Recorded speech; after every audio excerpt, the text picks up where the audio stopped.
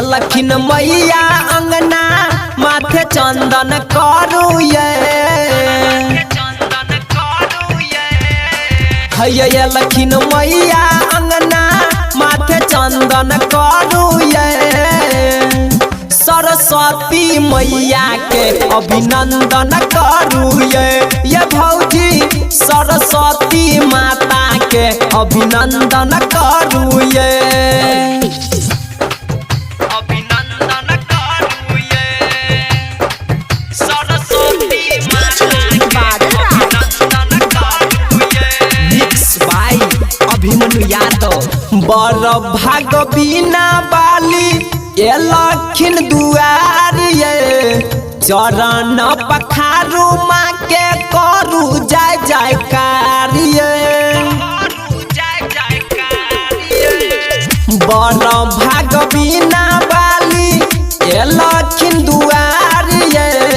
चरण पखारू माँ के करू जय जयकार ये मैया के भक्ति में सब दंदन करू ये लखिन मैया अंगना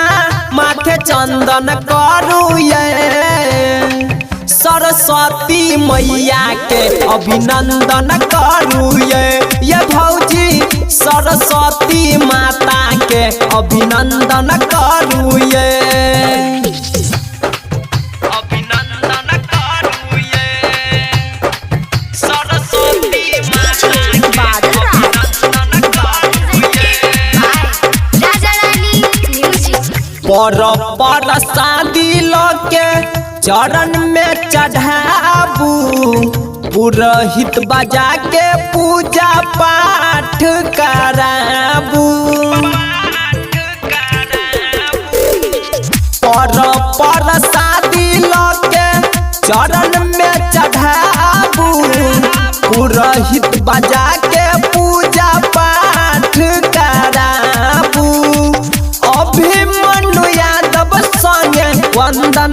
करू ये लखिन मैया अंगना माथे चंदन करू ये सरस्वती मैया के अभिनंदन करू ये भौजी सरस्वती माता के अभिनंदन करू ये बुझलिए ये भौजी।